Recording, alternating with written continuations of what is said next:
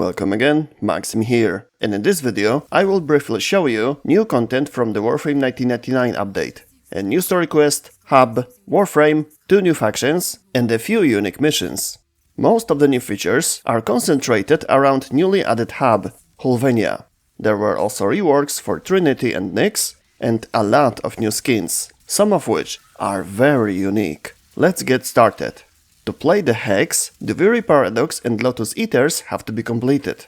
This quest will introduce you to a new chapter of the Warframe story and show you new game modes and local factions. Keep in mind, however, that in order to learn the true ending of the main story, you must increase your relationship with the local syndicate to the maximum level. The opponents are the Proto-Grineer, Skalda, and Proto-Infested, Tekrot. To play some of the new missions, use computer on the orbiter, to the right of the navigation. Here you can play 2 types of extermination, each with a different faction. During it, you will receive a transmission, informing you of the presence of a supply cache. If you find the right number of keys, they make a unique sound, you will receive 1 new random Hex Arcane.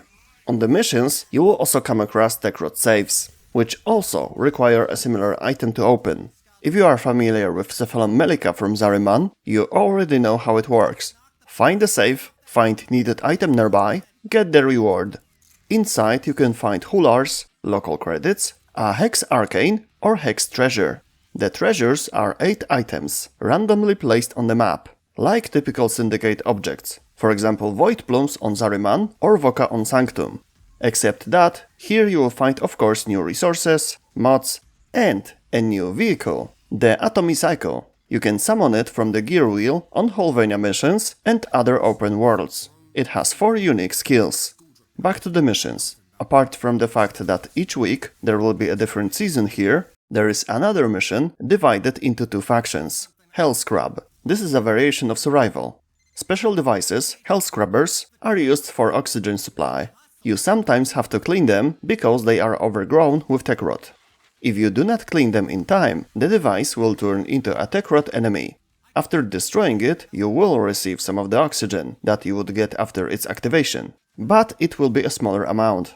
Apart from that, this is a standard survival. However, the non-standard one is the Assassination here. You have to defeat a tank, but not a normal one. You will see for yourself. You need to destroy its greenish weak points and healing units. Rocket launchers will help in reducing the health bars, and with getting to the tank. Before the fight, you have to destroy 2 massive gates. Each launcher has several rockets to shot. You get launchers from summoned parachute units, which you lure by getting a decoy from regular enemies and hacking the computer. Hacking here is a snake game, but you can use Cypher for quick hacking. The next mission is Legacyte Harvest. It's basically a capture, but as an endless mission. To locate the target, you have to defend Kalimos as she tracks down more targets. You can speed up this part by bringing her pieces of infested matter, dropped by enemies. Each target is 1 rotation.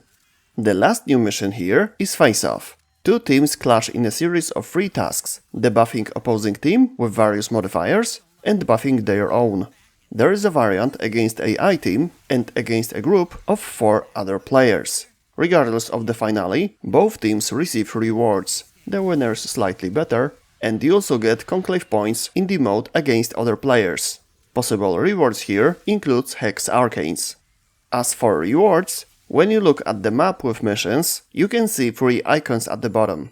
The first is the map itself. The second is a special calendar that resets every now and then. You will have tasks listed on it, and after completing them, you will receive mission bonuses or various rewards, the pool of which is really big. Kuva, Endo, Reactors, Catalysts, Arcanes, Archon Shards, Formas, Exilus or Arcane Adapters, 3-day boosters, and many others. The third icon gives you the opportunity to talk to individual characters from Hulvania. This is where you will be able to strengthen relationships. What kind of relationship it will be depends on you. And good relationships with one person do not block you from doing anything with others. The system is quite well developed. You can also buy gifts for characters, they are delivered after a time. And you can tag with individual NPC once a day. Being liked is required for the maximum rank of their syndicate, but the option to romance is optional. Chemistry also increases if you complete bounties from the board for a specific character. More on that in a moment. Let's move on to what these characters have to offer. At the beginning, on the right, is Quincy. From him, for syndicate points, you can buy cosmetics, glyphs, scenes, simulacrum rooms, and weapon skins. Keeping to the right, you will reach Amir. Among more important things, he has components for Scythe On-Lyne. You will get its main blueprint after completing the Hex story quest. In addition, components for new weapons, or a complete AX-52. In this room, there's also a minigame, Caliber Chicks 2, on one of the machines. Looking from the main entrance to this room, you can find Aoi. From her, you can buy the soundtrack from Holvenia or Caliber Chicks. On this floor, you'll also find Eleanor. She trades arcanes. The last one on the main floor is Artur. He is responsible for managing the Hex Syndicate level. Last but not least is Letty. She is on the first floor. Here you exchange Hex treasures for standing points. On this floor you will also find entrance to the Backrooms. This place is basically another space that you can use instead of the Arbiter. Speaking of standing, best way to get them are bounties. You start them by the board, located in the front of the main entrance, in the hall with atomicycles. To complete them, you have to perform some additional action, like on Zariman or Sanctum Anatomica. The rewards include blueprints for a new Warframe or new weapons. Their components are in the rotations of endless missions here. Each bounty increases the level of relationship with a given character. And speaking of them, you can summon one of them from the wheel with emotes, if you purchase their skins pack, Gemini. The skins are fully voiced and have unique animations. In addition, as usual, you'll also find many other new cosmetics, both for Platinum and Tenno skins.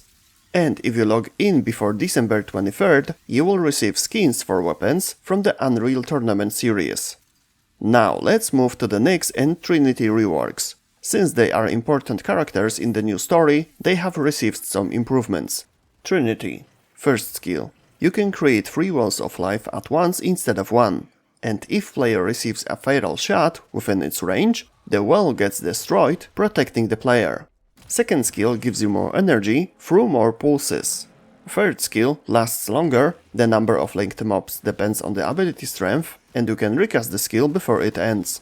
And the last ability lasts longer. Nyx, on the other hand, creates a much more powerful and aggressive ally with the first skill. Second skill rips off enemies' covers, armor, shields, overguard, and grants them to Nyx. In addition, bolts spread further when the enemy under their influence dies. Third skill and passive. Nyx gains an additional critical chance with each confused enemy. Chaos also applies 10 radiation stacks. And with absorption, Nyx can move easier, and for every 5000 damage collected, she gains 1 second of invulnerability at the end of this ability.